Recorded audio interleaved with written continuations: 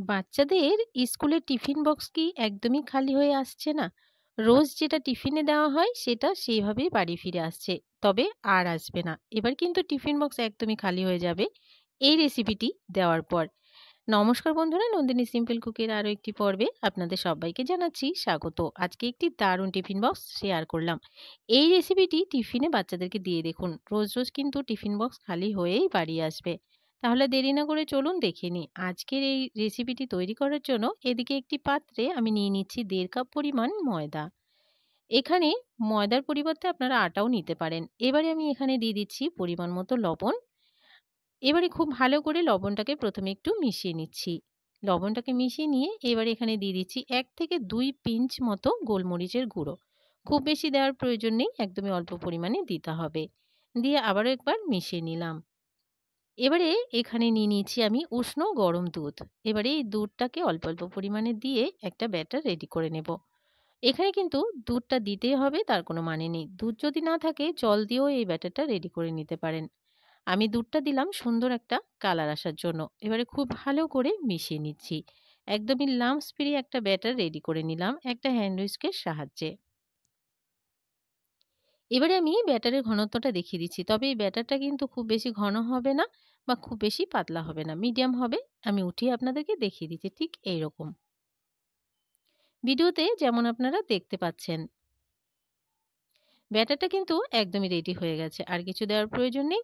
এবারে এদিকে একটা ফ্রাইং প্যানে অল্প পরিমাণে তেল দিয়ে দিতে হবে। খুব বেশি নয়, একদমই অল্প। দিয়ে অয়েলটাকে আমি ব্রাশ করে নিচ্ছি চারিদিকে।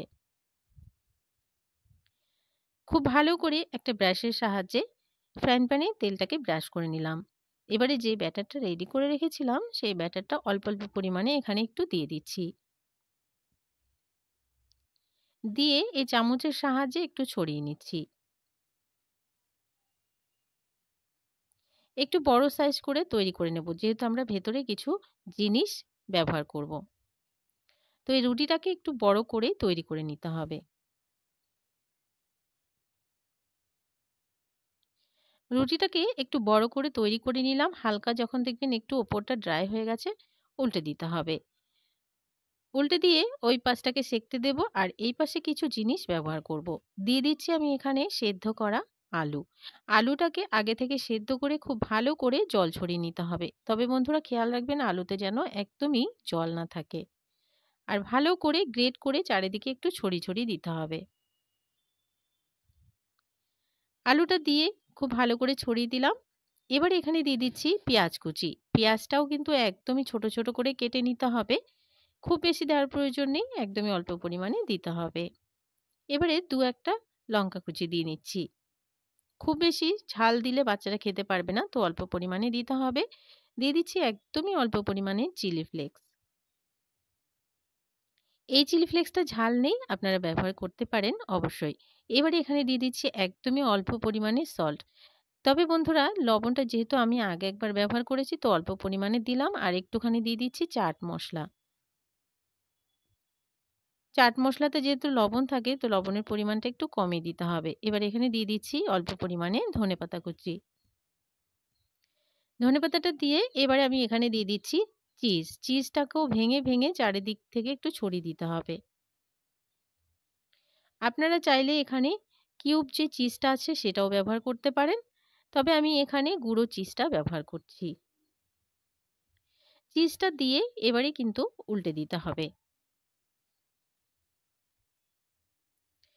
এবারে একটু চেপে চেপে দেবো যাতে খুব ভালোভাবে মুখটা বন্ধ হয়ে যায়। অপর পাশটাও কিন্তু খুব ভালোভাবে সেঁকে নেওয়া হয়ে গেছে। আর ১-২ সেকেন্ডের জন্য একটু রাখলেই কিন্তু তৈরি হয়ে যাবে। খুব বেশি সময় লাগে না তৈরি হতে। একদমই অল্প সময়ের মধ্যে সকালবেলা স্কুলের টিফিনে বলুন বা লাঞ্চ বক্সে বলুন এটা কিন্তু ইজি করে বানিয়ে দিতে পারেন। কম সময়ের মধ্যে একটি দারুণ হেলদি টেস্টি টিফিন রেসিপি তৈরি হয়ে যাবে। তো বন্ধুরা ২ পাশটাই আমি খুব ভালো করে একটু উল্টে পাল্টে সেঁকে নিলাম। এটা একদমই রেডি হয়ে গেছে। এটাকে নামিয়ে নিতে হবে। আপনারা যদি আরেকটু ক্রিস্পি করতে চান তাহলে আরেকটু সেঁকে নিতে পারেন। সমস্ত রেসিপিগুলোকে আমি তৈরি করে নামিয়ে নিলাম। ঠিক একইভাবে। কতটা সহজে একটি টিফিন রেসিপি তৈরি হয়ে গেল দেখে বুঝতে পারছেন। আজকের রেসিপিটি ভালো লাগলে একটা লাইক করার অনুরোধ রইলো। অনেক, অনেক শেয়ার করে দেওয়ার অনুরোধ রইলো। নতুন বন্ধু আমার চ্যানেলে নতুন এসে থাকলে আমার চ্যানেলটিকে সাবস্ক্রাইব করে পাশে থাকা বেল আইকনটাকে প্রেস করে অল বাটনে ক্লিক করতে ভুলবেন না। এই ধরনের রান্নার নোটিফিকেশনগুলো সবার আগে আপনাদের কাছে পৌঁছে যাওয়ার জন্য। আর আজকের রেসিপিটি ভালো লাগলে অবশ্যই কমেন্টস বক্সে জানাতে কিন্তু ভুলবেন না। আজকের মতন এখানে শেষ করছি। দেখা হচ্ছে পরবর্তী রেসিপিতে। টাটা।